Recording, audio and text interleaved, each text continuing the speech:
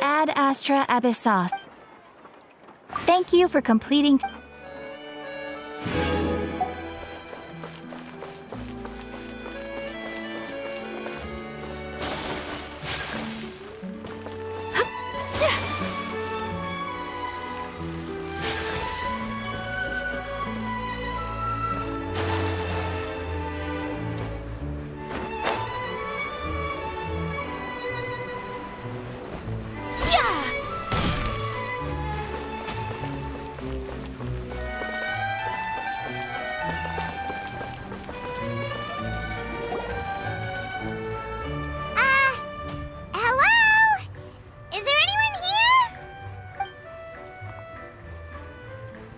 Oh, hello there! New customers? Looking to buy, or do you need something made? Or perhaps you're just looking for a chat with me. Oh no, we're just here to deliver some materials. Here they are. They're for making... what were they called again? Ah, these must be for magic pockets! I could tell right away. I've already made several orders worth now. No need. They've already prepaid several batches worth. When they told me what they'd be using them for, I even offered them a discount. But they insisted on paying the full amount, saying that I had a business to run. It seems both their hearts and their pockets are made of gold. Wow. So, is Linny actually loaded? I can't say for sure, but who knows? Maybe there's good money to be made being a magician in Fontaine. Hey! Is this machine what you use to make stuff here? It looks really advanced. Why use your hands when a machine can do the work? It would be a waste not to use the latest technology, and wasting is a kind of crime. But where does a big machine like that get its power from? Well, it's a little complicated. I'm not sure I can put it in layman's terms for you. But basically, everything we usually use here in the city is powered by indemnitium. It's a type of energy that's produced from trials. Huh? How can trials produce energy? Well, I'm not completely sure of all the details myself, but basically, when a trial is in session, the Oratrice Mécanique d'Analyse Cardinale harvests people's belief in justice and converts it into energy to be used all around Fontaine. So that's what its other function is? Paimon heard that the Oratrice was created by the Archon to make judgments. But Paimon still doesn't get it. How could something unreliable like people's beliefs be turned into a stable power source for these machines?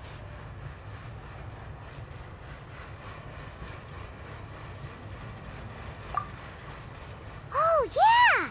So that means the Hydro Archon relies on the machine to take the energy created by belief and turn it into power for all of Fontaine, right?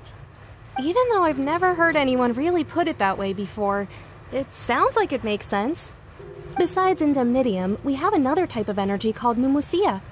It isn't produced by the power of the Archon, but it is unstable by nature. Even now, it still cannot be widely used by civilians.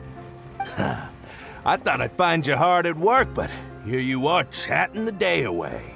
Since you're already talking, I'm sure you wouldn't mind a few words with me. You again? Didn't I already promise you that I'd have the more I owe to Confrérie of Cabriere by next month? Why are you hounding me now? Yeah, but how do we know that you won't go running off by the end of this month? I want 50% today. Wait, no, 70%. Huh? You... Seems business isn't so great for the workshop. We've already finished our job and delivered the materials. Maybe now's a good time to leave?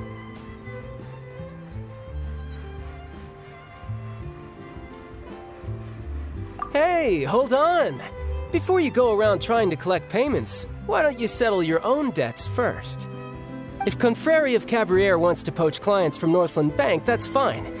But I'm afraid you still owe the bank a hefty sum of mora. So why don't we work things out between us first, before you get back to your little conversation here? You're from Northland Bank. But we said we'll pay everything we owe next month. Why are you hounding me now? Traveler, Paimon! I didn't think I'd run into you here in Fontaine.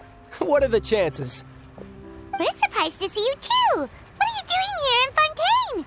You didn't want to stay in Snezhnaya?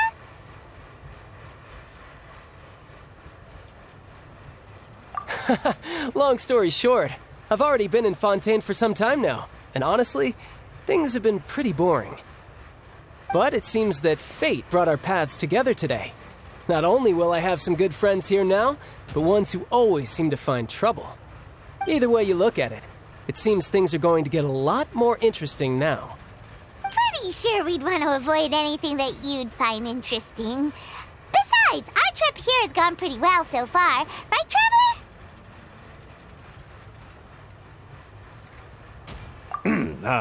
Hey, you, Northland Bank boy.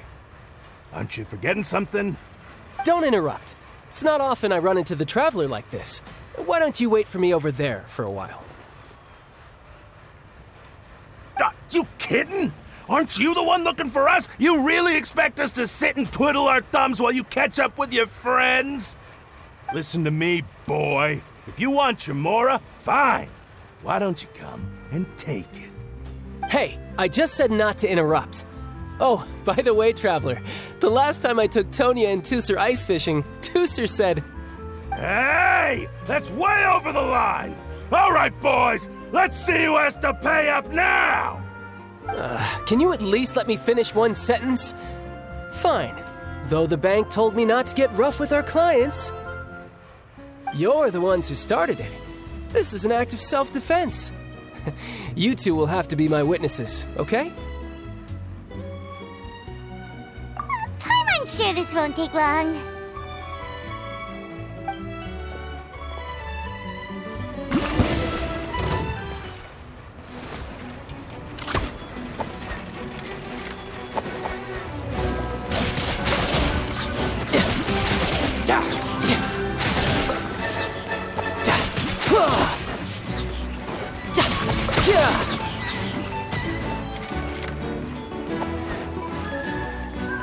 Shouldn't let your guard down.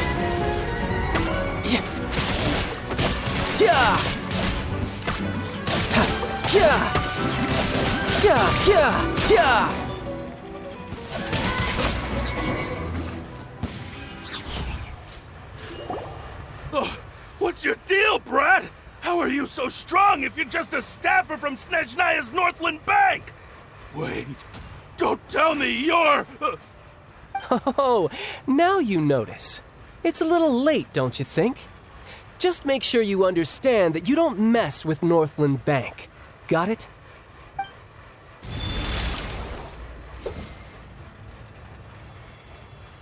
Huh?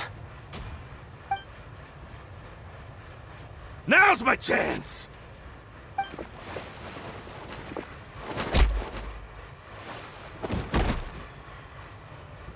Huh. That was weird.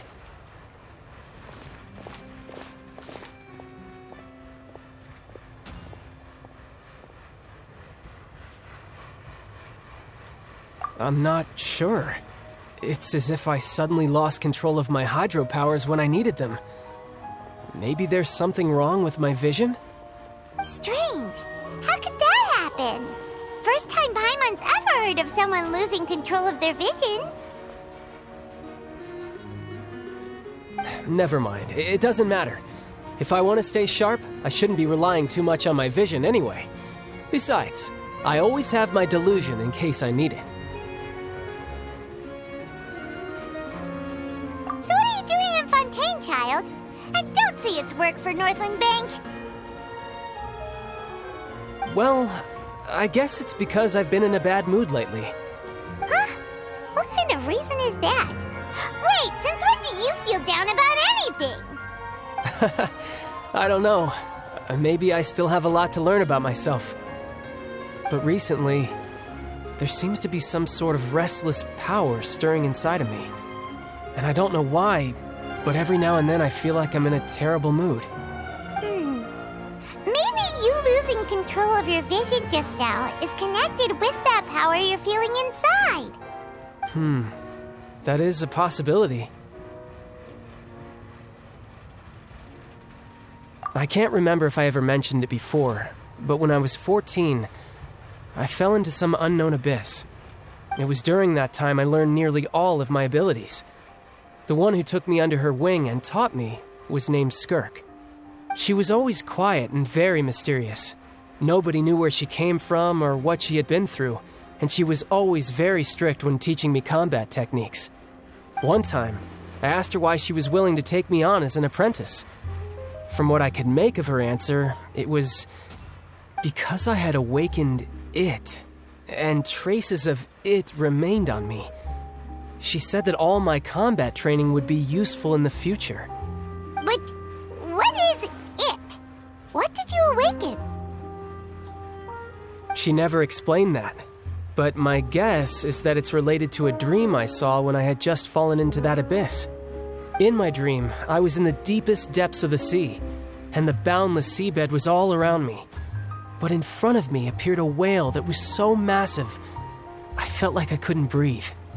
A whale? Oh, that sounds familiar! When we fought against you before, you summoned a huge whale that seemed to leap at us. Is that the one? That's just an abstract form of a whale that I create using my elemental powers. It takes that shape because the scene I dreamt of the whale has always been stuck in my mind.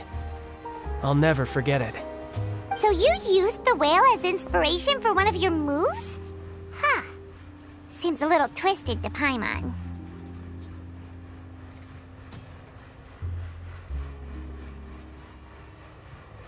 So why don't you just go ask your master? Maybe she knows the answer. You make it sound so easy. Ever since the incident I experienced there, I've never stopped searching for Master Skirk and that unknown abyss.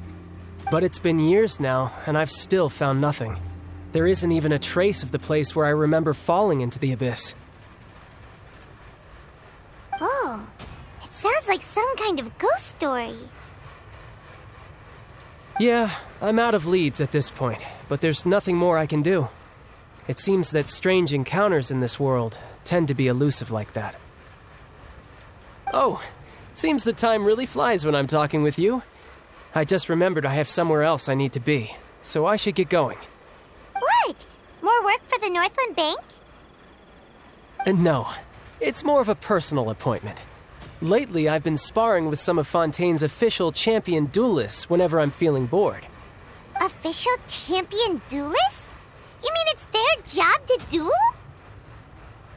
Yep, in Fontaine, before a criminal goes to court, they're given one chance to defend their honor by requesting a duel with an official champion duelist. The champion duelists are all-powerful fighters selected from among the nation's best, and the duel itself is a no-holds-barred fight with no specified stopping point. So engaging in such a duel is regarded as a symbol of defending your honor. If a criminal manages to win the duel, they'll be acquitted. But if they lose, they'll have no choice but to stand trial. And the worst-case scenario is that you're simply killed in the duel. Though it's rumored that Fontaine has a death penalty, from what I can tell, no one has ever been officially sentenced to death. So really, the only people who opt to duel are those who have suffered a grave injustice in being accused, or those who greatly value their honor. Otherwise, why gamble with your life? So, do many people actually get out of their trials by winning the duel? Apparently, it's exceedingly rare for anyone to actually win. Fontaine probably enacted this system as a way to show that the nation respects the honor of its citizens. Besides, none of the champion duelists are to be trifled with, which is exactly why I was itching to face them as soon as I got to Fontaine. Apparently, the one I'm meeting today, Clorinde, is the strongest of the champion duelists. I had been asking her for some time before she finally agreed to face me today. Well, that's Childe for ya. Paimon feels like we heard that name somewhere before. Clorinde. Huh. Oh, before I forget, I want you to have this. Huh? Your vision? You're seriously just giving it away? I'm just worried that it could become uncontrollable again. I'd be pretty upset if it got in the way of my duel, so I think I'll be better off without it for now. Besides, I just need you to hold on to it for a short while. I'll come retrieve it when I have some time later. Paimon knows what you're up to. You just want an excuse to come talk to us again, don't you? Whatever gave you that idea? I'll be in touch later.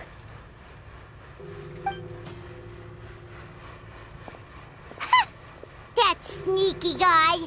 He said he's been feeling down lately, but he seemed the same as ever to Paimon.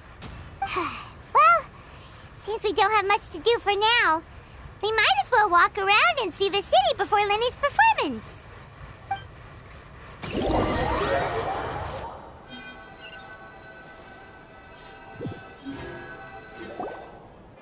Wow!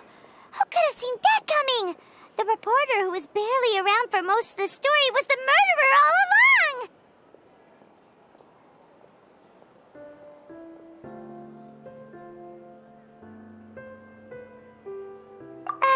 Sorry. Paimon was just surprised, that's all. Whew.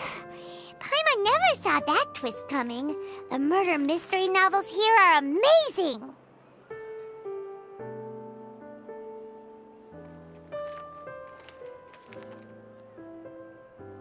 The whodunits here in Fontaine are a lot different than the light novels you see from Yai Publishing House.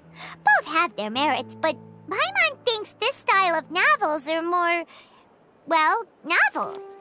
It's so exciting to reach the moment when the mystery is uncovered, especially in the one Paimon was just reading. You should buy a copy and read it too. Oh, sorry about that. Paimon will be more careful next time. Hey, shouldn't we be heading to the Opera House to see Lenny's performance soon? It's almost time for the show to start, so we should get going. Lenny said that the Opera House is on Aranias, so let's go ride the Aquabus!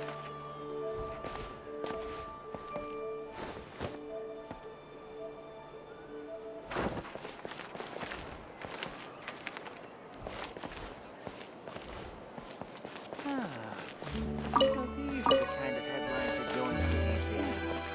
I could make a fortune. Investing too much emotion.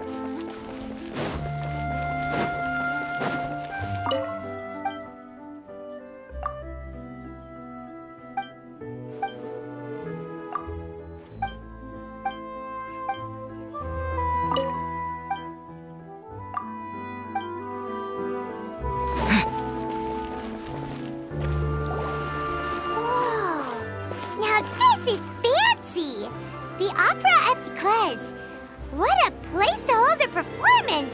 No wonder Linny and Lynette were looking forward to it. Huh. Looks like there's a lot of people standing around the fountain up ahead. Oh, Archon, please bless us with a bright and healthy child. We pray. I don't know why you always feel the need to ask so much. I'll be happy as long as our child is healthy and lives a peaceful life. I guess if they're our kid, then there's no doubt they'll turn out smart. Maybe this is one of the customs in Fontaine. There sure are a lot of couples here. Vache.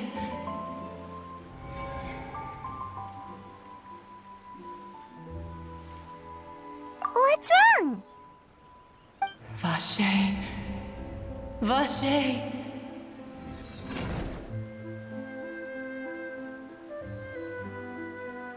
No, Paimon didn't say anything. Are you hearing things? Welcome to the Fountain of Lucine.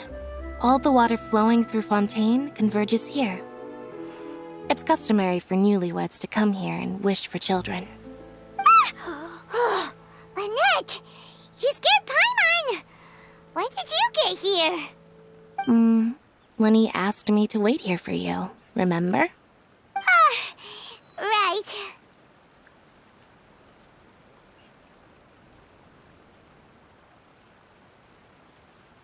What do you mean? There are a lot of people here right now.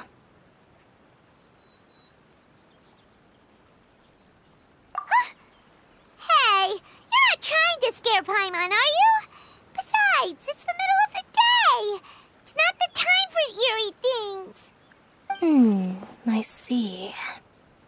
I might be able to tell you something that could help explain the voice you heard. In fact, you might not be imagining things at all. I suspect that what you heard is a result of your hypersensitivity to the hydro element. Others in my family have had similar experiences.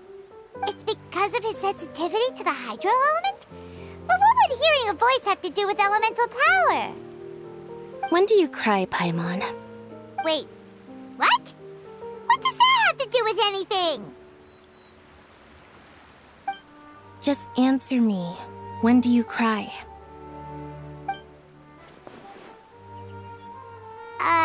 When Paimon's really sad?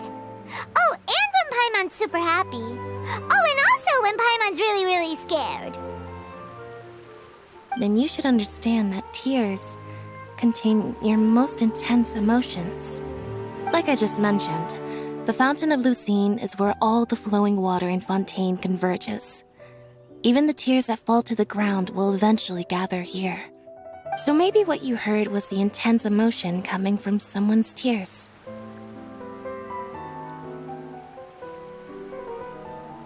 So, what did the voice say?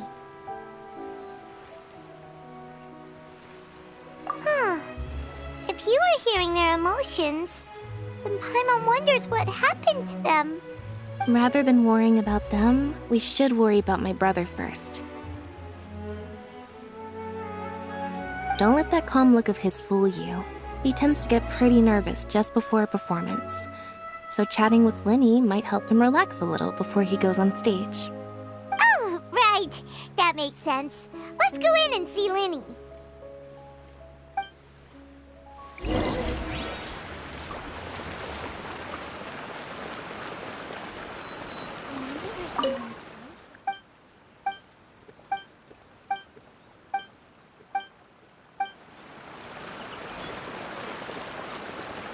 I prefer magic, personally.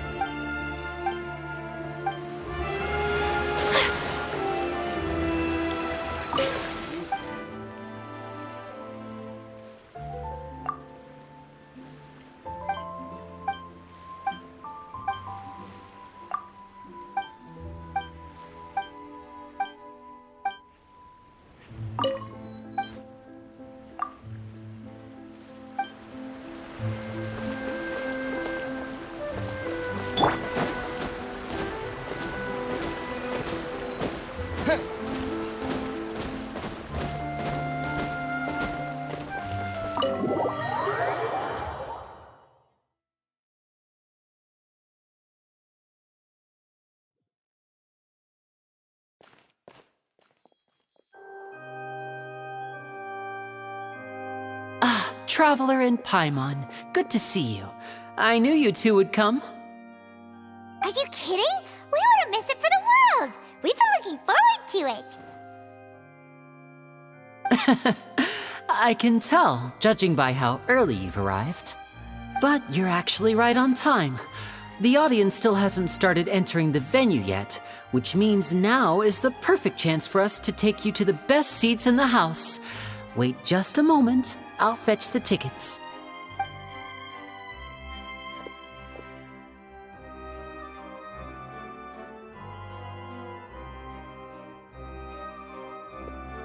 The Opera House has assigned seating, so you always have to make reservations.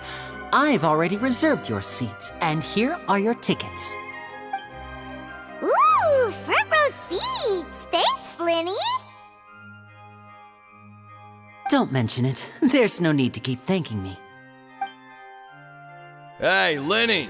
Could you come over here and take a look at this? Oh, I'll be right there. Seems there's an issue with the stage props over there. That's Cal, my assistant, calling me. I'll go lend him a hand. Yeah, we'll just go to our seats. You go ahead, Linny.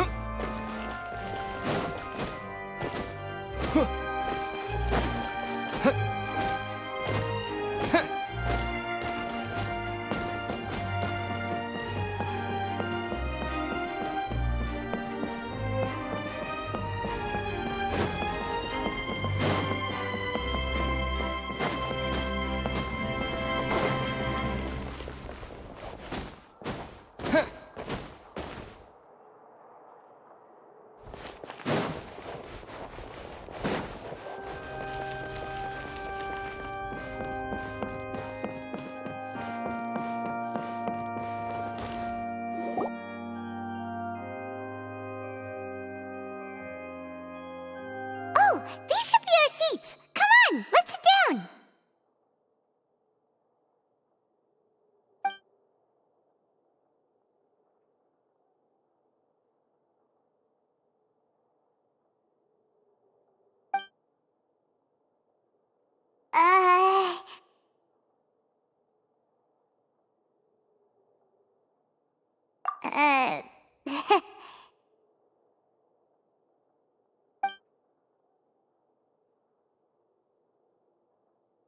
Hey, Traveler. Maybe we should strike up a conversation with the person next to us. Since we're sitting together and the rest of the place is practically empty still, it's kinda awkward if we don't say anything.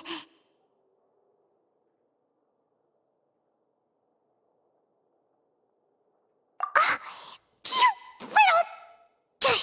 Of course you put this on Paimon. Excuse me, I did not realize you felt awkward. I am terribly sorry. I would be perfectly happy to chat with you if that is what you would like. Oh, so you heard all of that, did ya? Boy, you sure have good ears. Paimon thought she was keeping her voice down. Wait, that's not it, Paimon's... Sorry, Paimon's the one who was being rude, talking under her breath like that. So, let's talk, but, what should we talk about? Oh, Paimon's got it. You're also here early and sitting in the front. Are you a friend of Linny's too? A friend, you say? Well, if Mr. Linny would like to be my friend, I would be more than happy to reciprocate. Oh, so you're not friends with Linny then? Oh, this is getting more awkward by the second. Paimon nearly forgot to make her introduction. Nice to meet you. Paimon is Paimon, and this is the Traveler. We just arrived in Fontaine. It is an honor to meet you two. I have heard of your deeds across Teyvat. And as required by proper etiquette, I will also introduce myself. I am... Oh, Monsieur Noirceur, what an honor it is to have you here to see my show. Ah, Mr. Linny. I should say it is in fact an honor for me to see your performance in person. Wait, Noirceur? Could he be... I saw you all chatting just now, but it seems you still don't know who Monsieur Noirceur is. Allow me to introduce you to Fontaine's Chief Justice. That seat is always reserved for him. It wouldn't be too much to say that he's the symbol of justice and honesty here in Fontaine. Whoa! Sorry for being so rude just now. Paimon had no idea you were such an important person. No offense taken. Being Chief Justice is merely what I do for work. Nearly every person has their usual reserved seat, so I'm not so special, really. And by the way, I should probably let you know, even though I would prefer not to. There's someone sitting up there in the VIP seats that has been striking a pose for quite a while now. I believe she is trying to give you a most elegant and impressive first impression.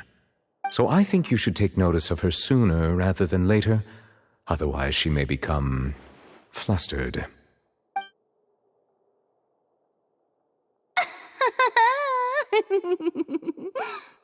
Huh? Oh, it's Furina, the Hydro Archon. Huh. She sure has a smug and satisfied look on her face. Guess she has no idea that you saw right through her act. Very good. That is for the best. No need to pay her any more attention. We may now enjoy the show. Huh? So is this what things are like between the Chief Justice and the Hydro Archon? All right, please wait just a moment longer. I've pretty much finished my preparations, and the performance will start as soon as the audience has made their way to their seats.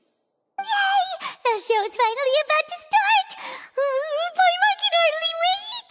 Paimon's never seen a real live magic show before!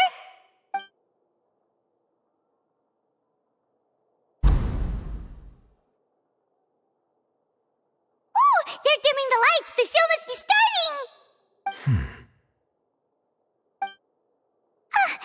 Sorry. Paimon will try to stay quiet.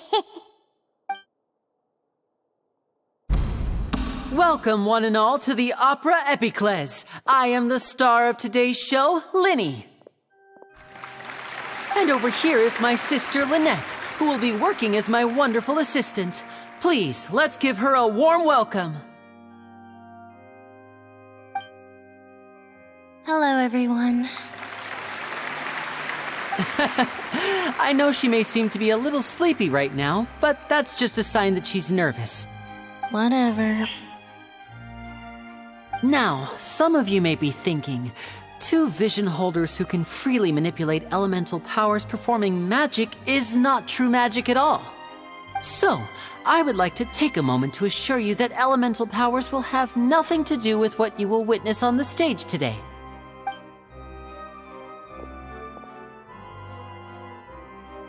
Both Lynette and myself have removed our visions for the show. That way, even the gods won't be able to help us. Oh, good point. That's what makes the show real magic. Now, without further ado, let the show begin.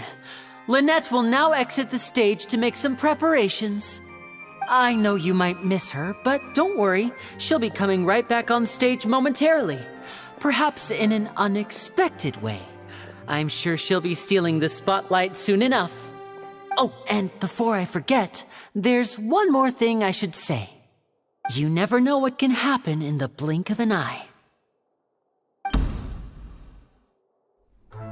A magician's greatest skill is making things disappear or appear. The possibilities are endless.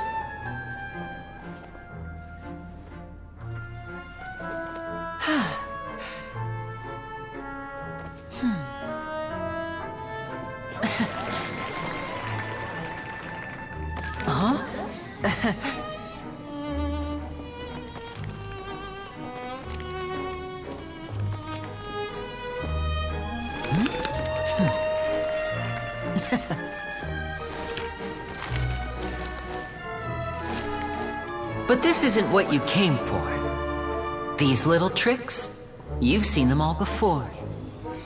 So it's time for something truly extraordinary, don't you think? This one's a little tricky.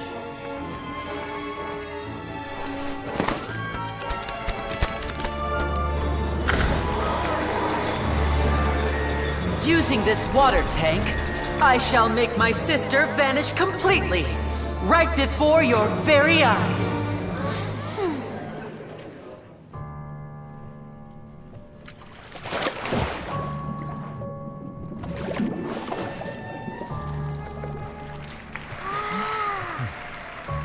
It's actually quite simple. She'll just turn into air bubbles and float right out of the top.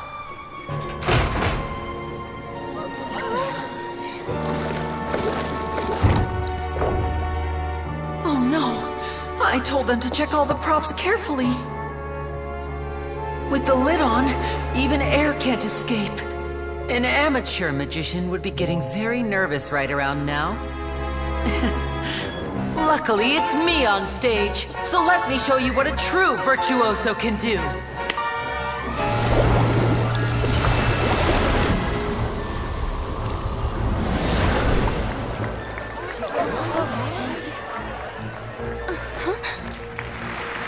Lynette, are you still there? Don't go too far. We don't want to use up all our magic. Hi, I'm back. Uh-huh.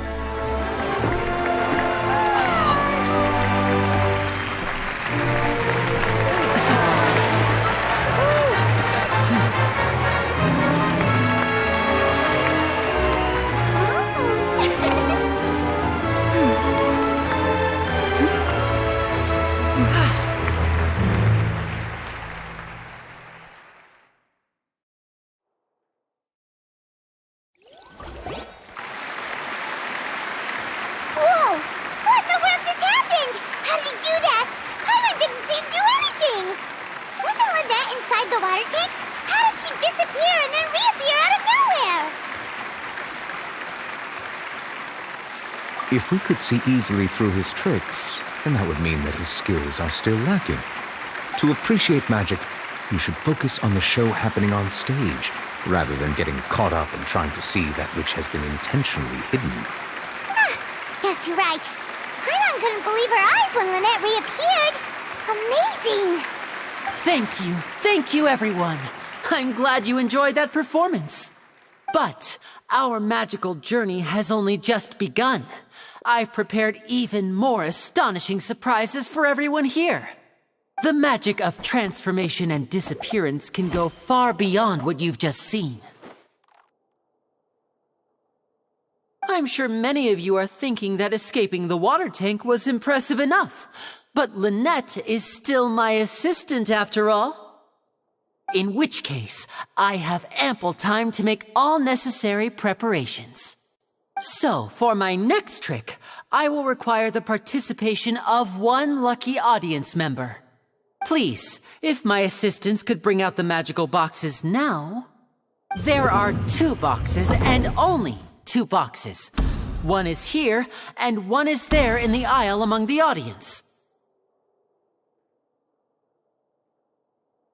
I'm sure many of our clever audience members have already guessed our next magic trick. A swap! Our lucky audience member and I will each enter a magic box. After 1 minute, we will each emerge from the opposite box. Now please, everyone pay very close attention to the box you see here. Don't give me any chance to make a move. Wow! How's he gonna do this? Hey, do you think this is all magic tricks, or does Lenny have actual superpowers? The lucky audience member will be generated by this random number selector. It selects numbers entirely at random. Even I don't know who will be chosen to participate. Now then, let's begin. Let me see. Oh, row 7, seat 3. Congratulations! You now have the chance to experience magic firsthand for an entire minute. Please, come forward. My assistant will take you beside the magic box. I'm sorry, it might be a little cramped inside, but no need to feel nervous. We've carefully arranged everything for you to be as comfortable as possible. You don't need to do anything, but no matter what strange things may happen, don't come out of the box. If the magic is interrupted, who knows where you might end up? You might even find yourself in the Fortress of Meropide. Oh, okay. All right. Before I enter the magic box, there is one more thing I need to ask the audience to do. Could you all give me a countdown? Like this. 60, 59, 58. Just keep counting down. You can go a little faster or slower if you like. I won't be able to see anything in the pitch black box, so I'll be relying on your voices to know when time is up. Oh, and no tricks now. If you quickly count from 60 in just 30 seconds, then I'll be in a tough spot. Ooh! Paimon kinda wants to count faster after hearing him say that!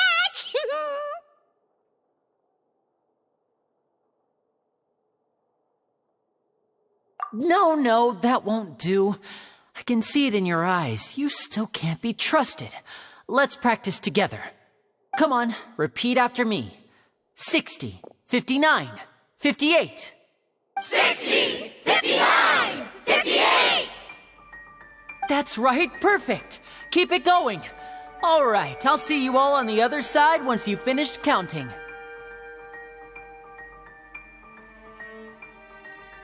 54, 53, 52? Huh? Why aren't you counting, Nervalet? I am counting in my head. I think things are exciting enough in here as it is. Merely a consequence of my identity and personality. Do not worry about me. Just enjoy the show. Oh, alright. You look so serious that Paimon thought you might be feeling uncomfortable or something. 40, 39, 38! Mr. Linney, are you all right in there? Is everything ready? Yes, I'm fine. I'm just double-checking the direction of the magic. It would be a disaster if we get sent to the wrong places. For example, mid-air right above the audience. Even though he's saying that, Lenny doesn't seem nervous at all.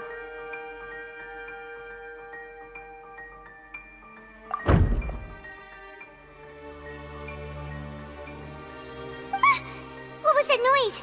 Did you hear it too?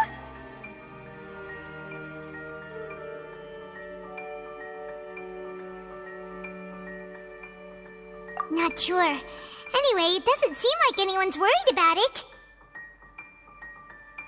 25, 24, 23! What's wrong, Mr. Linney? I can still hear you moving in there. I seem to have accidentally knocked over a decoration. I'm trying to fix it, but it's pitch black in here. I can't tell left from right. Never mind the decorations. There's no time for that. The show is what's important. No, that's unacceptable. I want my show to be perfect. Don't worry, we still have 20 seconds. Hear them counting? 19, 18, 17! It seems things aren't quite going as planned. I apologize, everyone. It feels like you're all starting to count faster, but that's all right. I know it can be tiring to do such a long countdown. 10 seconds and change is still plenty of time. 10! Almost there now. 8! Whew. Swapping two people is harder work than you might think. Even a master magician like me can't guarantee I'll get it right the first time. Hey, wait! Is this the back one? I can't tell. They both look the same inside. Huh? No, that's not it. I'll try again. 7! Hey, slow down! Honestly! 5! 4! 3! Whoops! That doesn't count! 0!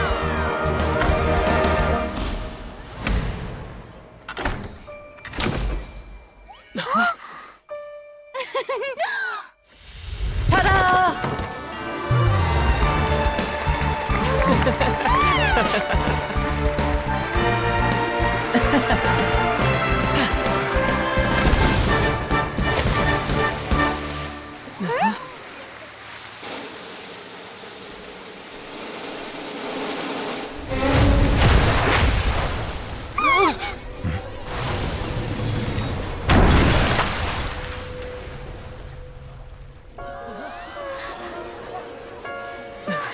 What happened?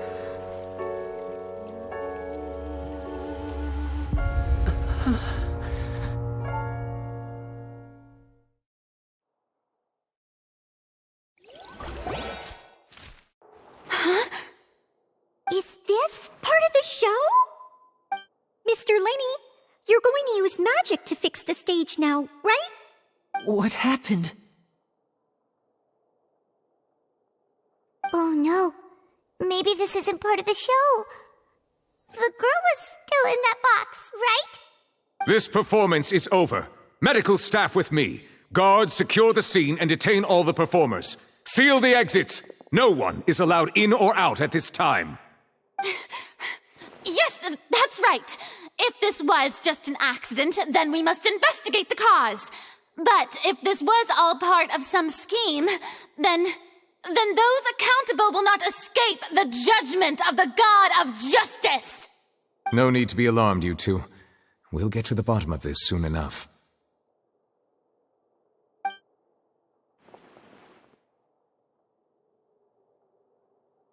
Unfortunately, the person who is in the magic box has been pronounced dead. His name was Cowell, one of the assistants in Linny's magic troupe. Apparently, the fireworks on stage ignited the ropes that were suspending the water tank, which then caused the tank to fall onto the stage. As of now, we are still not sure why we found Cowell in the box, rather than the guest from the audience. And after an initial search of the area, the guards have confirmed that the girl is nowhere to be found.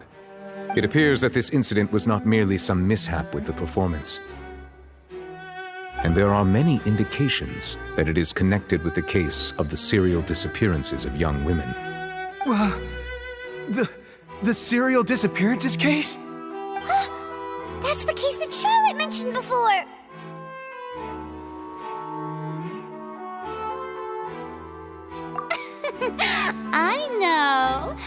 I know the truth. I can see through the whole thing. Really, using such a shallow and obvious mystery as his finale, did he really underestimate us that badly? I say that our powerful magician, Mr. Linny, is now the prime suspect for the serial disappearances case. Huh? Why me? This whole thing was an accident. No, this all occurred during your magic show, did it not? The missing girl disappeared after being chosen, did she not? The deceased is one of your assistants, is he not? Now that I think about it, that whole speech about magicians making things disappear was nothing more than a provocation, a bald-faced challenge. That can't be right! How can Linny do this? He was in the box on the stage the entire time! We can even hear his voice! Besides, before the show, he told us that he would like to catch the criminal behind the disappearances! He couldn't possibly mean catching himself!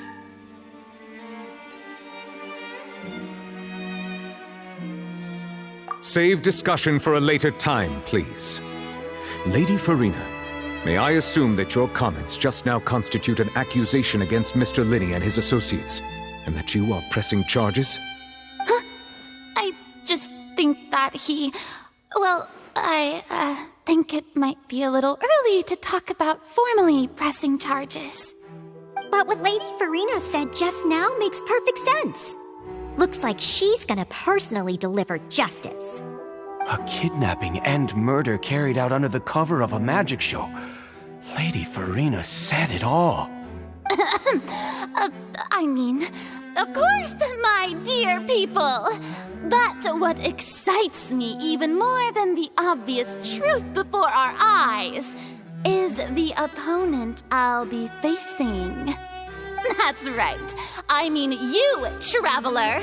You'll support Linny, won't you? After all, he was the one who helped you the first time we met. Then there's no problem at all. You know, the Traveler and I already had a duel the first time we met. But with Linny's help, our little duel ended in a draw. But draws really are the most boring possible outcome. So, no more draws. Between the two of us, there must be a clear winner and loser. And what better place to hold such a riveting showdown and decide the true victor than here, on the grandest of stages, the Opera Epiclese. It wasn't a draw. She obviously lost last time. I understand. Charges have now been pressed. and as such, a trial is in order. Well, traveler, seems Lady Furina has set you in her sights. But putting her dramatic rhetoric aside for a moment, I would like to ask you, are you willing to act as Mr. Linney's attorney and defend him in this case?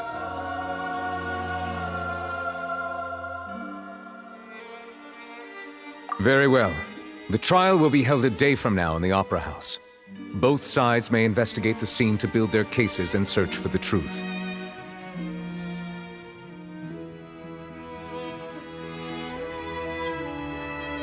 Linney and his troupe are all potential suspects and shall remain within the Opera House. The audience may begin to leave in an orderly fashion once they have been cleared by the guards.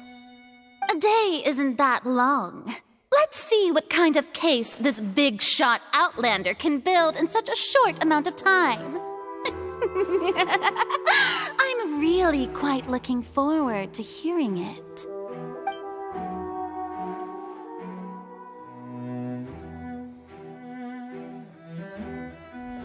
Linny!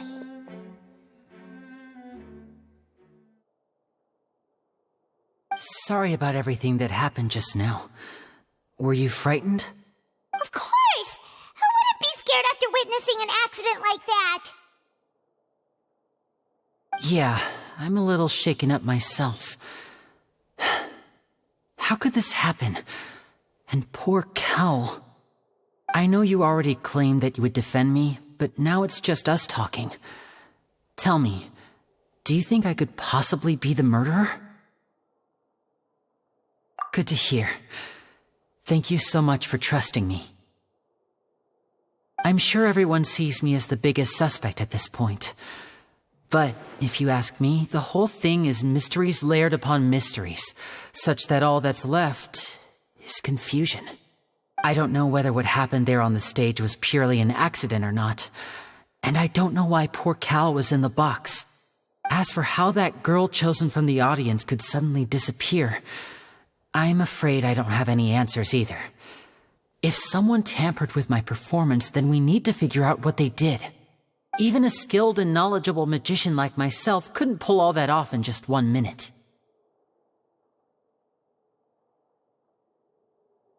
Which is precisely why we need to investigate! As this book says, the impossible could not have happened. Whatever happened must have been that which is possible.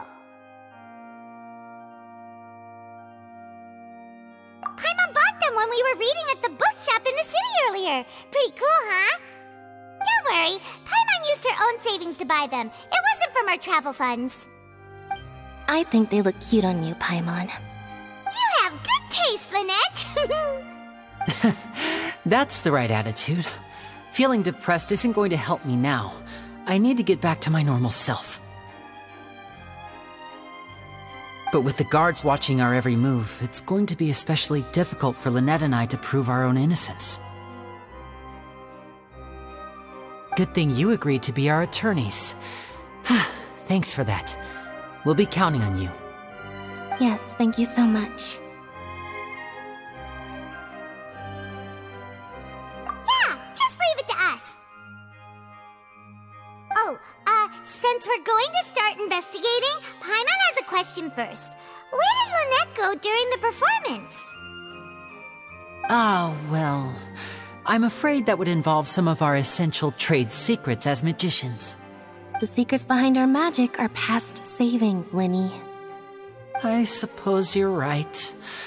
The truth behind our tricks is going to be important evidence that will be weighted during the trial.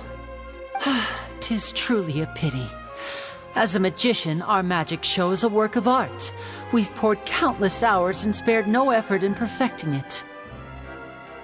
But if revealing our secrets will help you uncover the truth behind what happened, then it will be well worth it. We should go somewhere else if we're going to discuss our magic tricks. We'll go speak with the guards, and in the meantime, you can go investigate the stage and the seating areas. Alright, let's go have a look while the investigation teams are still here. Detective Paimon is on the case!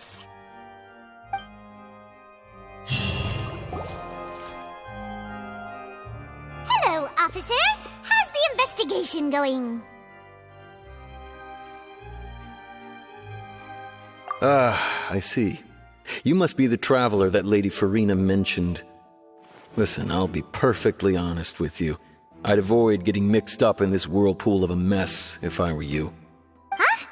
What do you mean? Come with me and you'll see. The deceased is one of Linny's assistants, named Cal. Even though he hadn't joined the troupe long, he was hardworking and everyone generally liked him. The assistants are usually in charge of setting up and inspecting the props, as well as assisting with the show and keeping the crowd engaged. As you probably saw when you were in the audience, the water tank suddenly fell and smashed the box with Cowl inside it.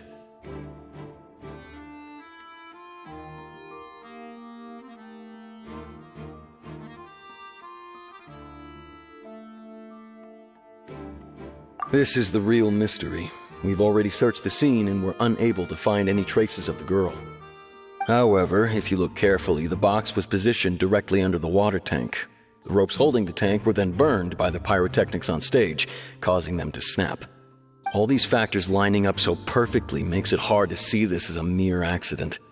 If anything, the more logical explanation is that the whole incident was intentionally planned, and Linny is the most likely person to have access to all these areas. But he doesn't have a motive! Are you both good friends of his? Well, you can't say we're good friends, but we've known each other for a little while. So in just a short time, he was not only able to win your trust, but even convince you to act as his attorneys. I know there's no such thing as magic. The real trick of a magician is holding the audience in the palm of their hand. I've seen a lot of cases, and I can tell you that people are the least reliable kind of evidence.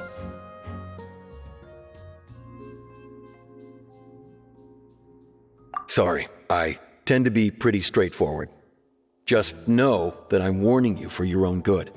Anyway, you may investigate the scene of the crime yourselves if you're curious. Who knows, maybe you'll be able to come up with some new evidence.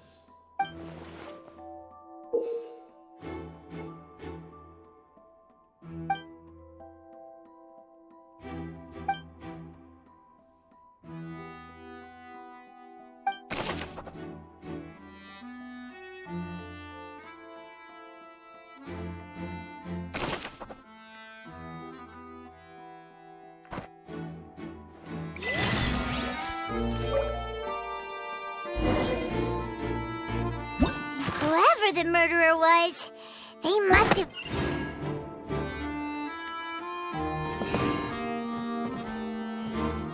Whoever the murderer was, they must have made preparations well beforehand. Whoever the murderer was, they must have made preparations well beforehand. Why would it be him? How strange.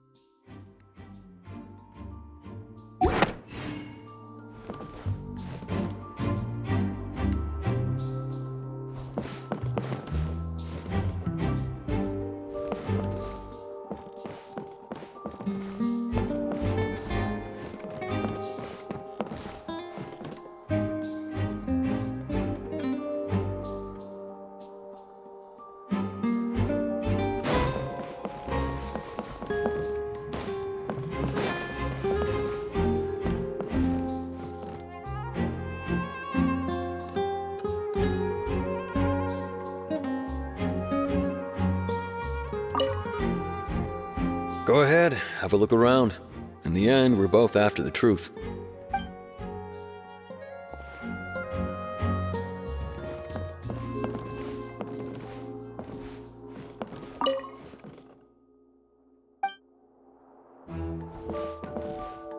Why would it be him?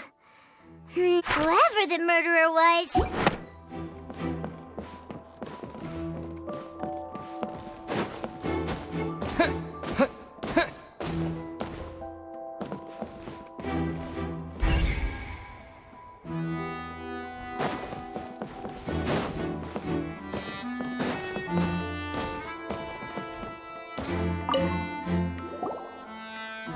The investigation team has some new findings.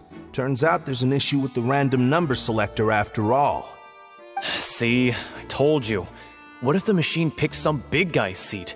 You think the murderer would have still made his move then? Sorry to interrupt, but we're helping Linny and Lynette with their side of the investigation. What were you saying about the number selector?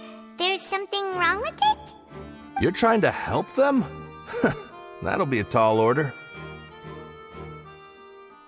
Linny used the machine to pick a random member of the audience during his performance, right? The lucky girl that later disappeared. Well, we thought there might be a serious problem with the machine, so we had it taken away for further inspection. It turns out that the seat number it picked wasn't random at all. The machine picks that same number every time. I'm sure you already know that you have to make a reservation in advance to get a seat, regardless of whether it's a trial or some performance. In other words, Linny knew who would be sitting where from the very beginning. That much checks out. Linny reserved our seats for us, too. Bet you see why I was saying it'd be tough to make a case for Linny.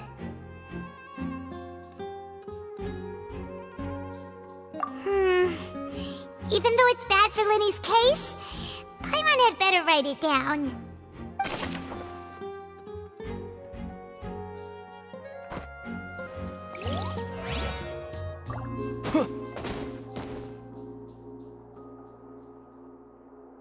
Linny's magic tricks were the stuff of legends, but the way he did this crime, he should have stuck to doing magic.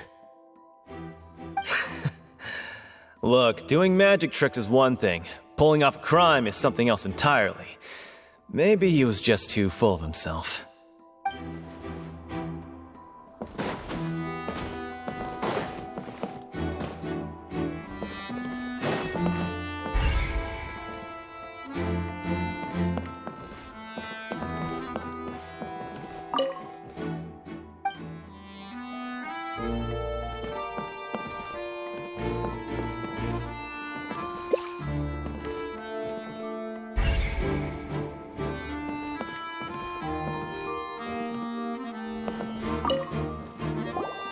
So this is the rope that broke and caused the water tank to fall.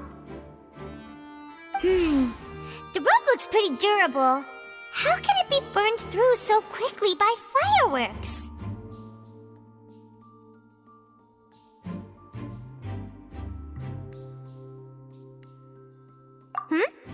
Why are you suddenly so serious, Traveler?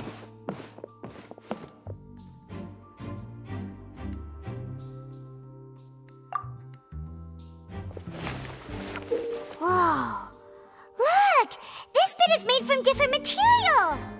Most of it was burned away, but there's still a little bit of it left.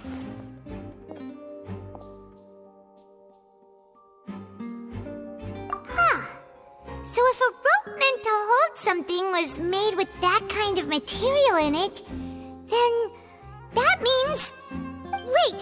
Why don't you write all this down? Let's take notes!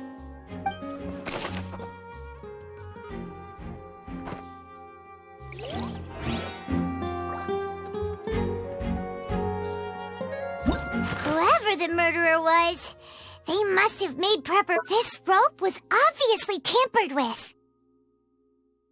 People needed to register and reserve a seat for the show. That, combined with this number selector, could allow you to pick a young lady instead of some old fogey. Why would it be him? How strange.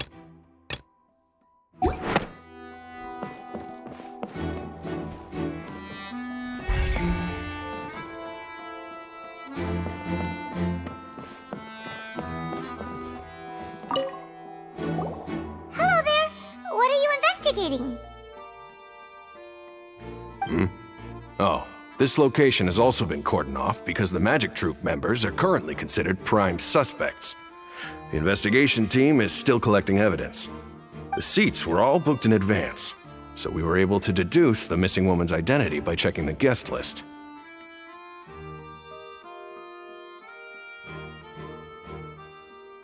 Sure, it's not like this is confidential information.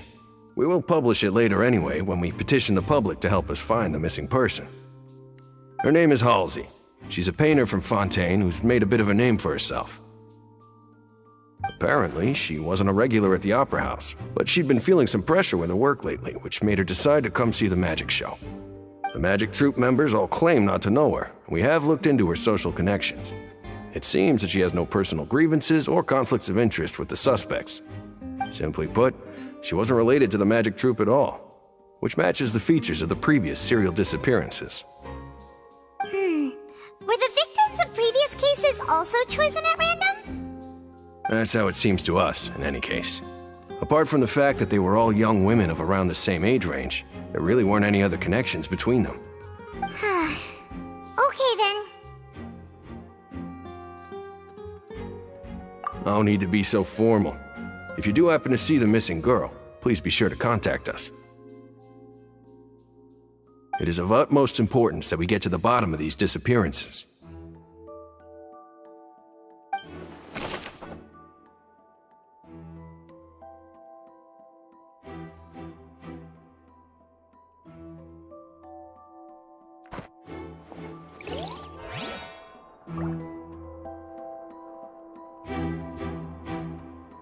If you do encounter Ms. Halsey, please contact the guards immediately.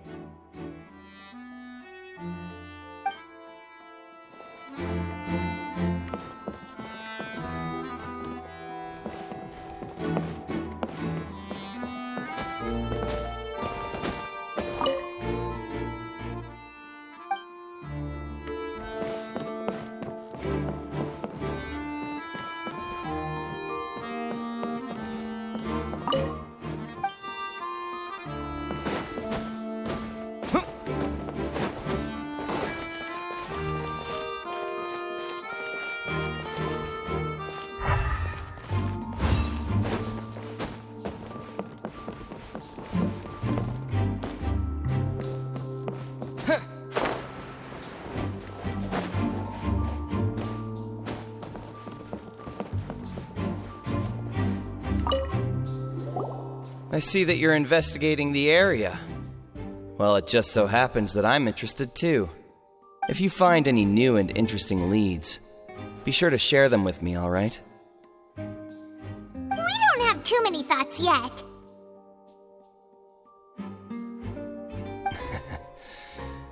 Then why don't I tell you my hypothesis first? The way I see it. And I'll start it with that loud thud. The thud?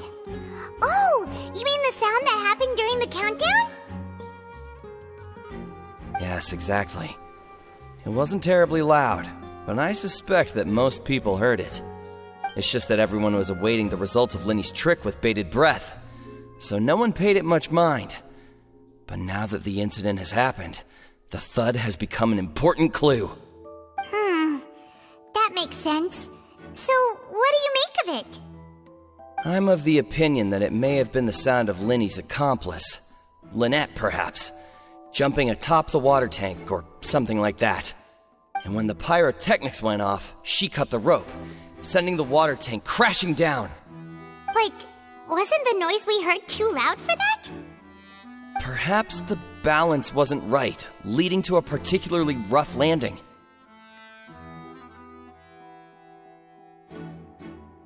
Oh, that's true. I suppose I must reconsider. That does remind Paimon, though. What was with that sound?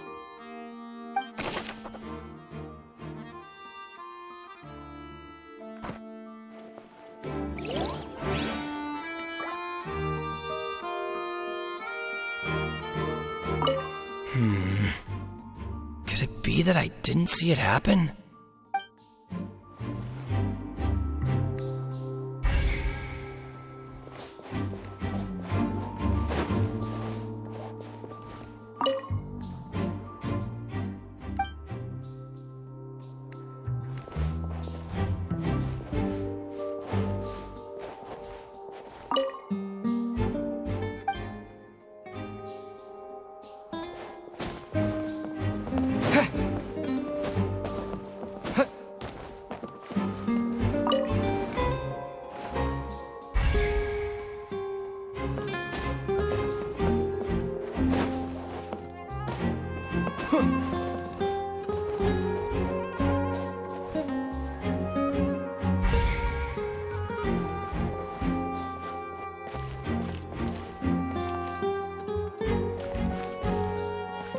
Lenny's still talking to the guards.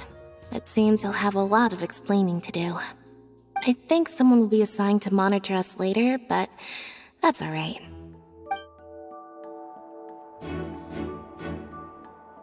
Lenny's still talking to the guard. I think someone...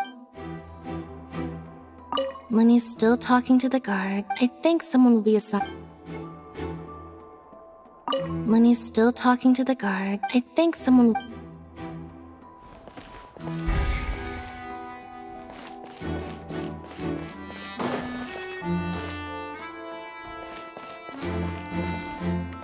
Why would it be him? Gosh, no wonder the serial disappearances never got solved. We all heard that noise, didn't we? Whoever the murderer was, they must have...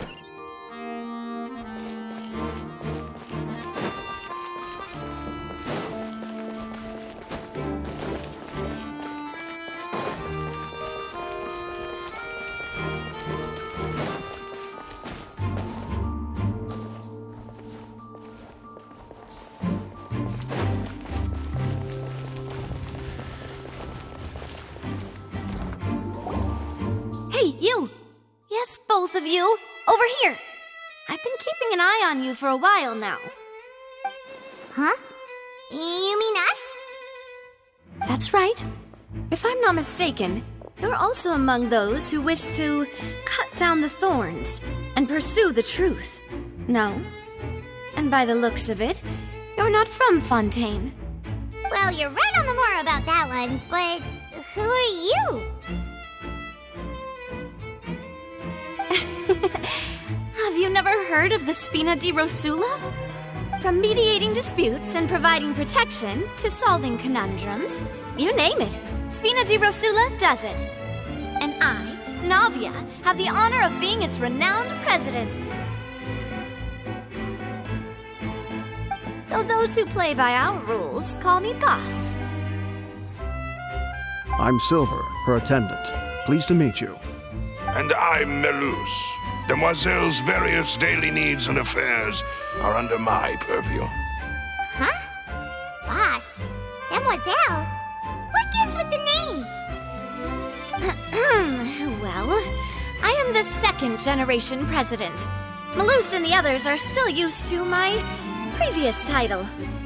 My apologies, Demoiselle. Should you prefer, boss, I will endeavor to use that instead. No need. You don't have to call me boss. Just Navia is fine. Okay, if you say so. Not that we're members of Spina di Rosula anyway. All merely trifling details. Never mind. Now, back to the situation at hand. That's right. I've always kept an eye on the serial disappearance cases. My interest stems from a matter back from my father's time. Judging from the look of things, I find Linny an unlikely mastermind. Really? We think so too! That's why we're looking for clues now. But how did you come to that conclusion? Intuition, naturally. My unparalleled intuition. Furina sure was quick to point the finger at Linny without any decisive evidence whatsoever, wasn't she? But that's not uncommon for her. If you remember, the Justice had to interrupt her and ask if she was pressing charges just to keep her from getting carried away. Anyway, a trial begins the moment someone levels charges. And, of course, there was no way Furina was going to back down in that situation. Sounds more like you just don't trust the Hydro Archon. Well, what's your opinion? I must admit that she can be interesting at times, but liking her doesn't mean that I'll blindly agree with her. All right, I've answered your question. Now, it's time you answer mine. Wait a minute, did that answer count? Well, I say it does. But don't worry, you won't hear any pointless questions from me. In your opinion, do you think it's right to treat a trial like it's an opera?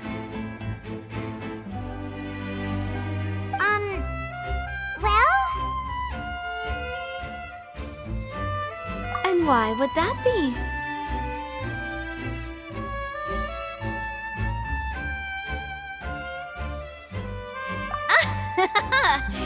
See, Silver and Maloose? I told you they'd be different. Most astute of you, demoiselle. I too think that the traveler's response was most excellent. No matter how wonderful the script or how fervent the audience's expectations may be, the trials that go on stage here must be based in fact. And if that can be done, boss, then... All right, that's quite enough, Maloose. Anyway, I like your answer. You passed with flying colors. Now, I need to make some preparations, following which our joint investigation shall commence. You two shall be my assistants. Wait! Since when did we become assistants? Well, I can be the assistant, sure. Or your companion, if you like. I'm really not that fussy. That's more like it.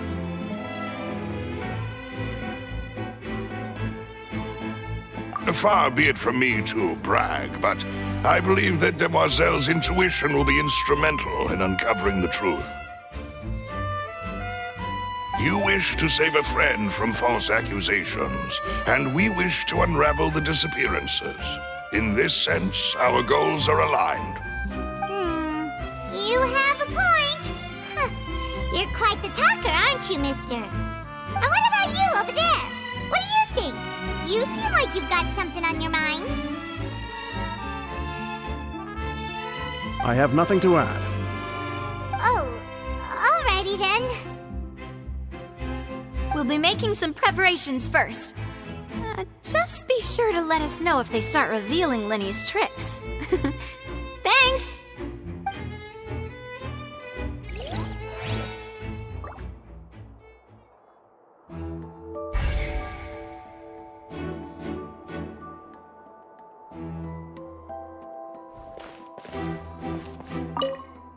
Speaking of that, I think magic shows would be very popular in Poisson. I can see that. Maybe I should try to learn some magic. If I could make things disappear, cleaning my room would be a cinch. You need not worry about such things, demoiselle. That falls under my duties. Oh, right.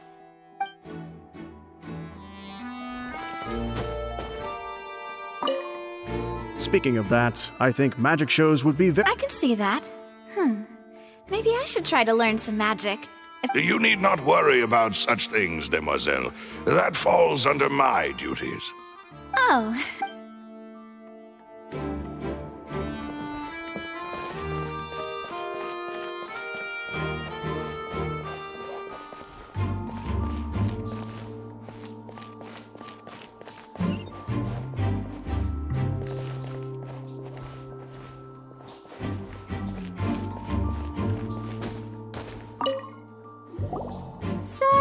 But no one can freely enter or exit the Opera House at the moment. If you wish to leave, you must register your identity with us first. No, we're not leaving. We're representing Linny and Lynette as attorneys, so we're investigating the case. Were you always guarding this entrance? Yes, after the Chief Justice gave the order, everyone coming in or out must undergo a strict inspection. So, the missing girl couldn't have left from here. At least, not from that point on.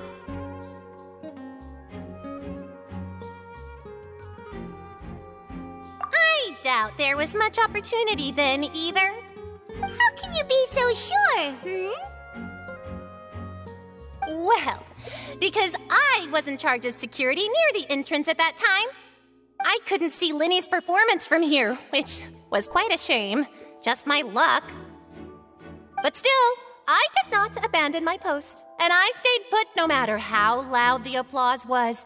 If someone had so much as even approached the door, I would have noticed it, let alone if they had tried to leave. We Melusines are good at that sort of thing, you know. So, it's safe to say the girl couldn't have left through here.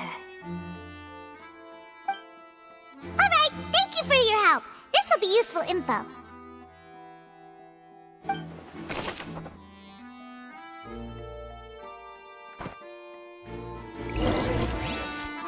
We've checked everything of note here at the performance venue. Paimon wonders how Linny's discussion with the guards is going. Let's go see, shall we? Ooh, things are getting interesting, huh? We're about to see how magic is made.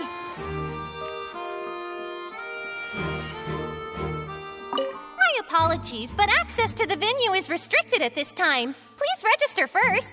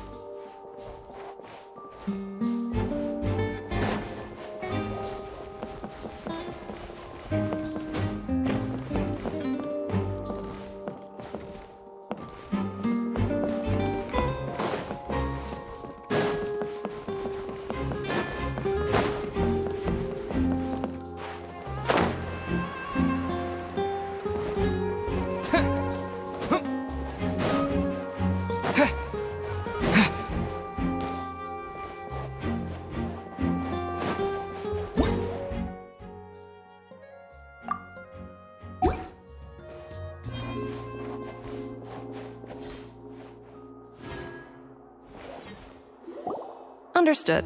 Then I will be going with you. Just so you're aware, I will be monitoring your actions and making notes as necessary. Very good. Thanks for being so agreeable.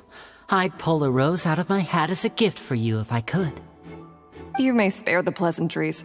I'm just doing my job. You've arrived.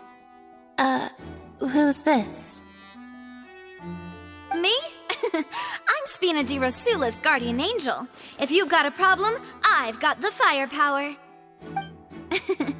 Sorry, I got a little carried away there. Call me Navia. I'm a partner of theirs, and will be helping investigate this whole situation. And these are my companions. Would you mind if they join as well? Fine by me. Oh, new helpers? I would be most grateful. Well, let's just say we're tagging along.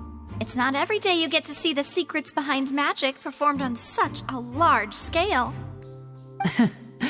I appreciate your kind interest. Come with me. We'll be heading below stage.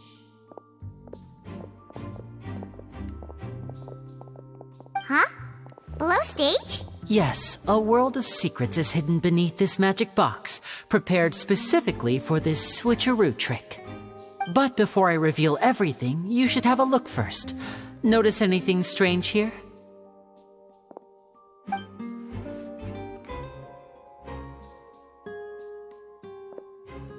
I'm not trying to be dramatic. Remembering the details of a trick will help you understand the methods used to perform it more easily. Huh. Weren't there balloons and other decorations here? Where did all that go? Ah, good eye. That said, you're still far from discovering the answer.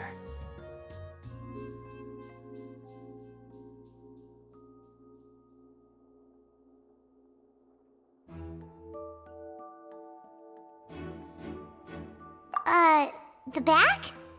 You mean the inside of the door? What's different about it? Paimon didn't notice anything. Very good indeed. I thought you might not be able to catch that, given that you were sitting in the first row. The back of this door was patterned. Those patterns are now gone, replaced by a smooth wooden board. So, if you put 2 and 2 together, what do you get?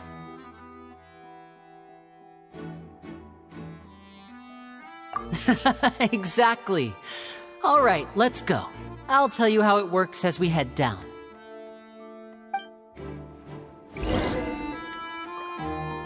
Oh, so there was a passageway under the magic box!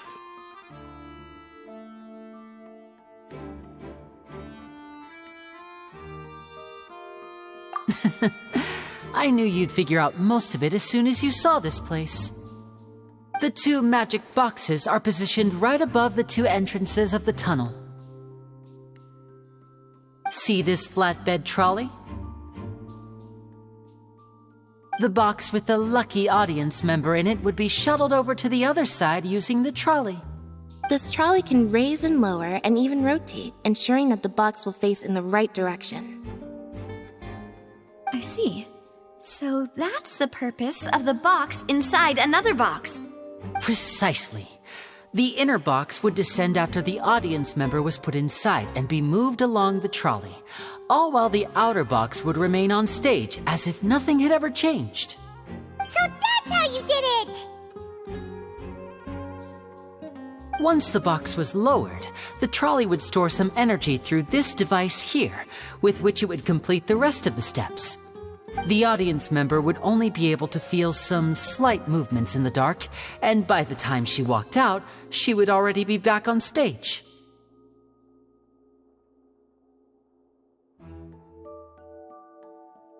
Right! You were talking that whole time, and you even came out for a moment near the end! Ah, yes. A phonograph operated by Lynette was used to achieve that effect.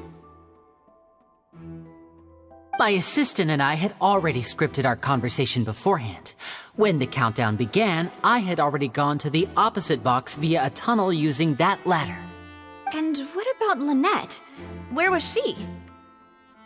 I was in the mezzanine space in the back of the box. Oh, interesting! That's how we were able to coordinate Linny's lines with the assistant. And, by the way, I was the one who walked out of the box at the end. I mean, we are twins. All it takes is a change of clothes and no one can tell who's who. And that's my favorite part of this trick. Only Lynette and I can perform it. So that's how it all worked! Wow! Every detail you revealed was more amazing than the last! Lynette would briefly walk out of the box and then go back in, jumping into the tunnel and escaping before the box on the trolley could finish ascending. And then I walk out of the other box in the audience area, and the trick would be complete. The operative word here being would. But as you saw, Cal was in the box, not our audience member. She, on the other hand, mysteriously vanished. We really don't know how that happened.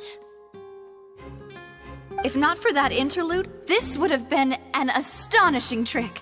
I probably never would have figured out how you pulled it off. And yet, to think that someone was able to use this magic trick to commit a crime. Could we have a look around? I think we can come up with some more leads. This is the scene of the crime, so Linny and Lynette are not permitted to stay here. I'll escort them back up. Yes, of course. No need to be so strict now. I won't disappear into thin air, you know. Thanks, everyone. We're counting on you.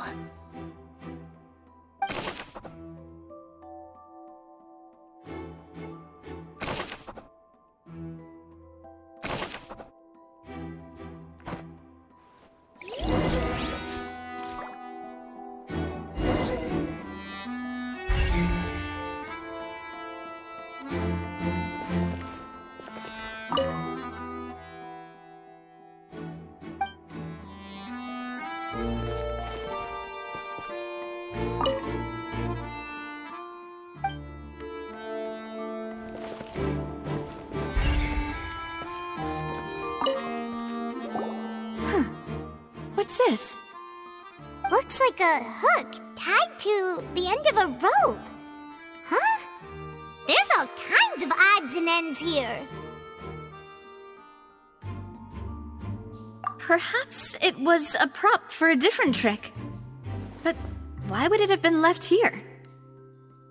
Whatever it is, let's make a note of it first.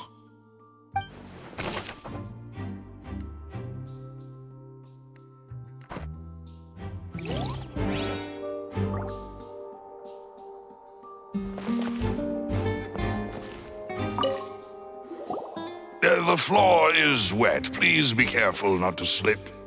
Speaking of which, why would there be water here? Oh, Paimon knows! It's one of those tricks where you pour water into a jug and then flip the jug over only for the water to disappear? And here's a broken vase. Huh. Did the trolley knock it down while moving? That can't be. The trolley moves along tracks from start to finish. It couldn't have hit the vase at this distance. Let's note this down too and think about it later.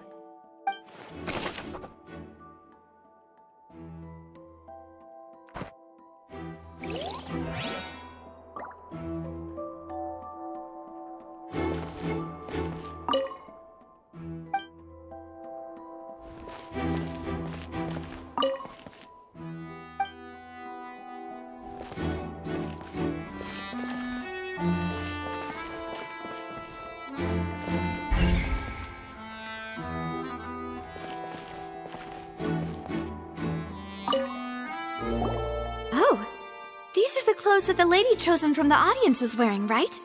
Her clothes are here, but she's nowhere to be found.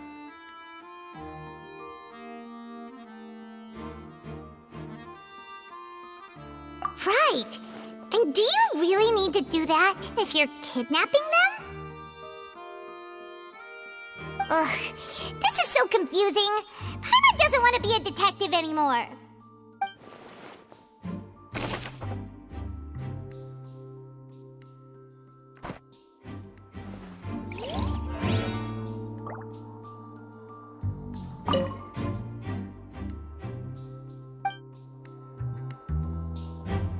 Whoever the murderer was, they must have made preparation. This is probably a prop, too. Oh, looks like it could hook onto a lot of things. Like the Traveler's fishing rod! This flower vase is probably a prop for the show. But it also could have been used in the crime. Paimon doesn't get this at all. You think about it for a bit, Traveler. Paimon doesn't get this at all. Why would it be him? The performance would not have been visible from where the doors were guarded. If Paimon were on duty, she would have snuck back into the audience seating. Well, there was no chance Paimon could have seen that the box had 2 layers.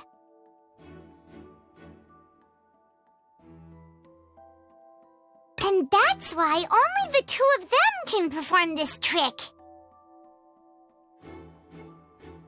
Digging a tunnel just for a magic trick? Whew, that must have been a lot of work.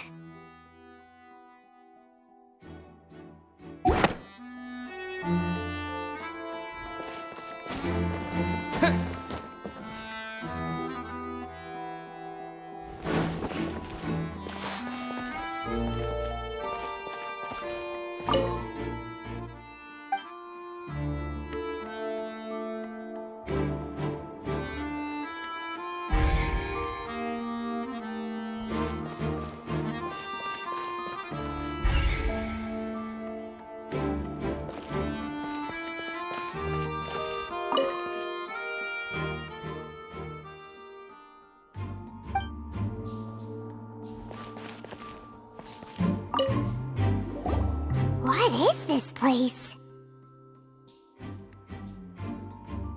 It seems someone could fit through here. Could this have been the suspect's escape route?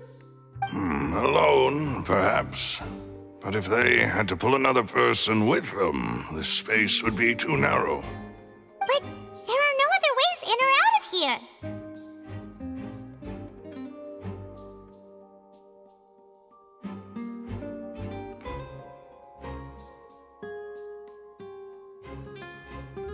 Oh, you're right! Let Paimon write that down.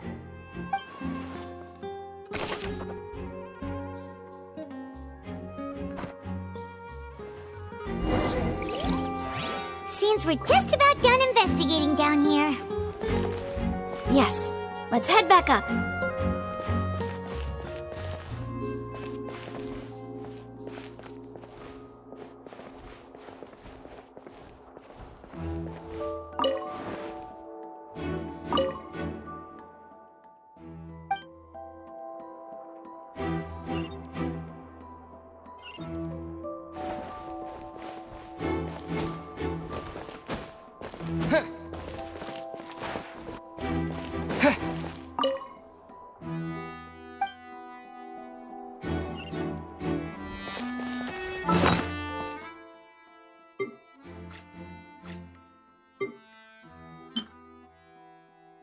Why would it be him?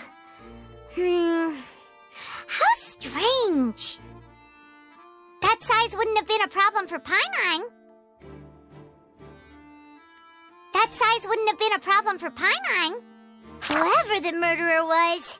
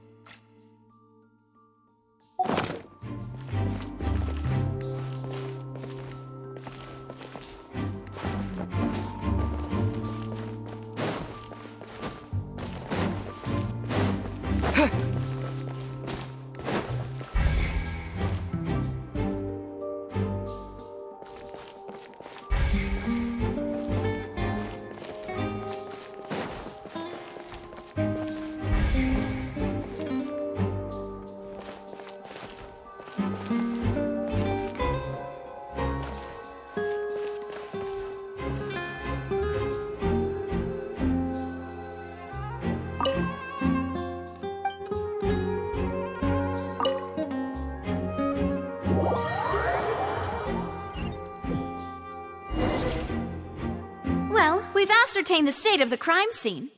Let's find a place to sort out our findings once Malus returns.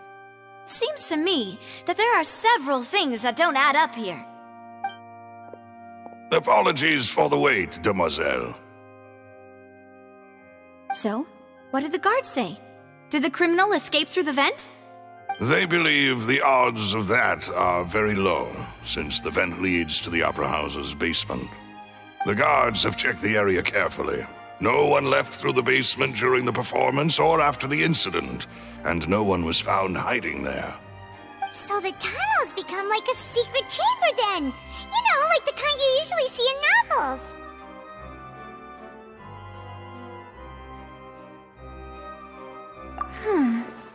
The plot thickens. Halsey's disappearance and Cowell's death are both quite inexplicable.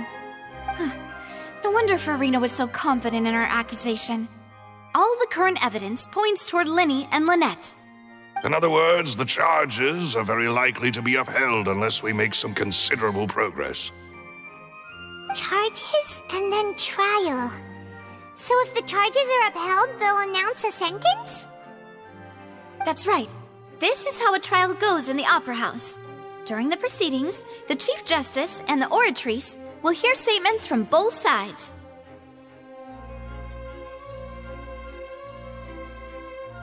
That's right. This is how indemnitium is produced. The statements from both sides, the defenses from attorneys, witness testimonies, and even the audience's emotions will all be projected on the Oratrice. To put it simply, it's as if the Oratrice has its own will, and is a judge in its own right. This also precludes any kind of favoritism on the part of the Chief Justice. Not that this has ever happened anyway. Once both sides have finished speaking, the Chief Justice will make his final decision. This, too, will be used by the Oratrice as a reference. Then, finally, the Oratrice will be consulted by officials. The result it returns is the will of justice itself. Huh? So that machine is the one that actually decides? Paimon thought Novelet called the shots. In practice, there is very little difference. Both have always come to the same judgment, which is why people have great faith in the Chief Justice. Ah, yes, the guards also asked me to convey that none of us will be allowed to leave this place before the trial. Huh? Why? Because we've chosen to act as the twins' proxies. That makes us persons related to the case. They're concerned that we might be colluding with outside parties, or that we might find outside help to disrupt the case. And even if that were not so, it could prove problematic if we happen to spread key information about the case ahead of time. I'm ready to break out at any time. Whoa! There's no need for that! Paimon thinks they have a point! That said, are they providing Of course. I just hope you don't mind the lack of options. I'm afraid that catering to all tastes is not in the cards, nor is any guarantee of balanced nutrition. In that case, let's just sort out our findings together here. Pity. I was hoping to take you to try some of Fontaine's famous desserts, too. I mean, what better way to properly think through our findings than over some tea and sweets? Huh. Breaking out suddenly doesn't seem like such a bad idea after all. Just kidding! Just kidding! Paimon will still do her best, even if there are no snacks. What do you mean, no snacks? Of course we'll have snacks. If we cannot buy some, then we'll simply make some. Huh? Here? But how? Understood, Demoiselle. Everyone, please come with me.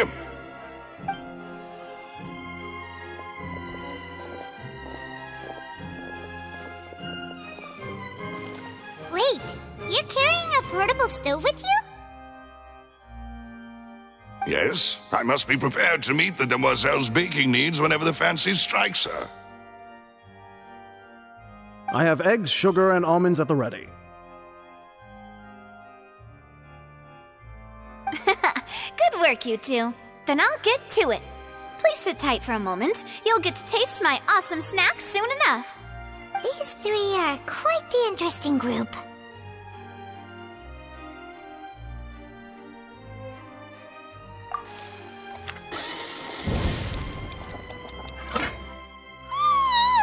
And Paimon thought it smelled good while it was still in the oven! Oh, it's even better now. Paimon can't stop drooling. From the way you had these two guys carrying all that stuff around, Paimon thought you'd have them do more during the baking process. But you ended up doing the entire thing by yourself! Beating the egg whites, grinding almonds, everything! I was applauding. And I was giving encouraging smiles. Paimon was just thinking, aren't you worried about getting your fancy dress dirty beating egg whites and baking like this? Well, I don't think it's carved in stone anywhere that fancy ladies can only read books, sip tea, ride horses, and play the piano. I just really enjoy making snacks. Don't underestimate beating egg whites, by the way. It's a real arm workout. You also need to beat them to just the right consistency, or your macarons will crack. Anyway, give these a try, fresh out of the oven. There's 3 for each of us. Only 3? Well, eating too many sweet treats might send all that sugar to your head. You wouldn't be able to think clearly about the case on a sugar rush, would you? Tea is ready to be served as well. This is Demoiselle's favorite, strong black tea with a floral fragrance that clears the mind and lifts the spirit.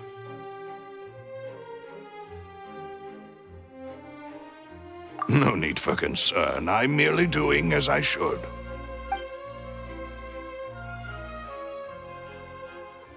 All right then. Down to business. As Paimon mentioned previously, the tunnel seems to be something of a secret chamber.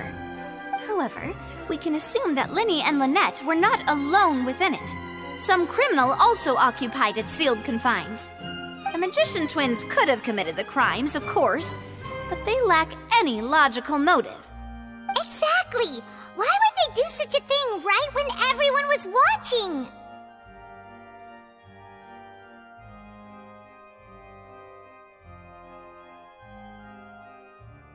The flower vase and the thud we heard during the performance could indicate some altercation between Halsey and the criminal in the tunnel, resulting in the shattering of the vase, the discarding of her clothes, and her abduction. Perhaps the criminal thought that since she was chosen from the crowd, she would be too easy to identify if she was still wearing the same clothes. Paimon thinks that makes sense, but the real trouble is...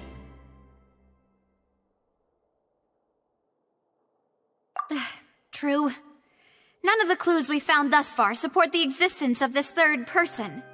But the only people left to consider are both technically victims, whether it's the missing girl, Halsey, or poor Cowl.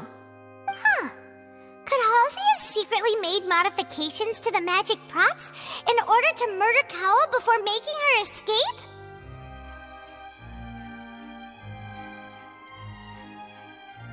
That's right. And even if she had tampered with the setup, she would need to understand the entire trick to pull it off. Nor does she have any motive. The guard said that she has never had any dealings with the Magic Troop's members. Were we not thorough enough in our search? From the sound of things, this is turning into an impossible case. Your macarons are amazing though, Navia. They smell great! They're nice and crisp and super sweet! They are my specialty after all. And I see you've already had 5 of them. What? 5? Oh, that can't be right. Paimon only counted 3, honest! Please don't worry about it. At my age, a few less sweets might actually be a good thing. No. Being greedy is one thing, but Paimon knows how to count. Besides, Paimon knows that if she ate too many, then others wouldn't have enough.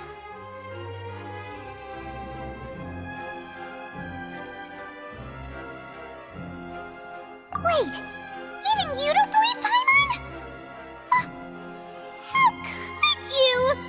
If Paimon ate those 2 extra macarons, then may they turn into stone in her stomach! All right, we get it. Well, I suppose one of us might have gotten too engrossed in our chat and eaten them by mistake. No big deal. Malus, set up the stove again if you would. Huh? What are you doing? Making sure everyone gets 3 macarons, of course.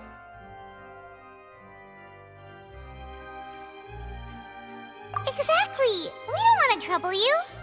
As you wish, demoiselle. And I have the egg, sugar, and almonds. Well, this really is your hobby, huh?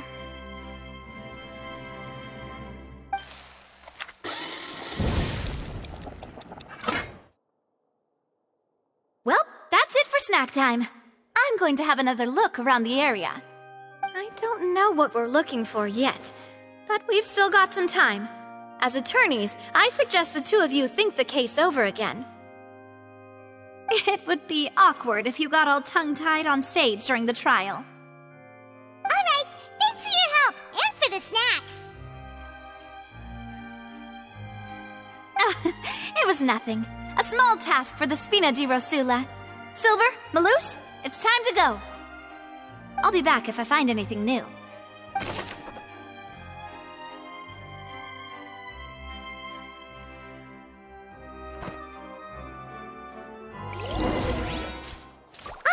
It's time to put our heads together. We've got to get our defense ready for the trial. Oh, it's probably going to be a long and difficult case. There's no point in worrying about that now. We just need to prepare. Here, take Paimon's notes. They should help you review the situation.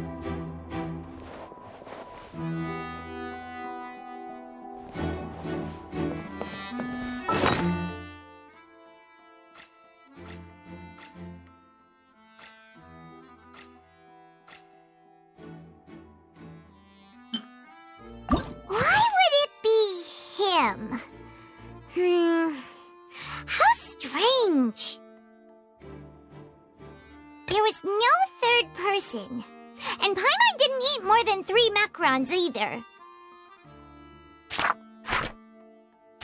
Whoever the taking a ton of...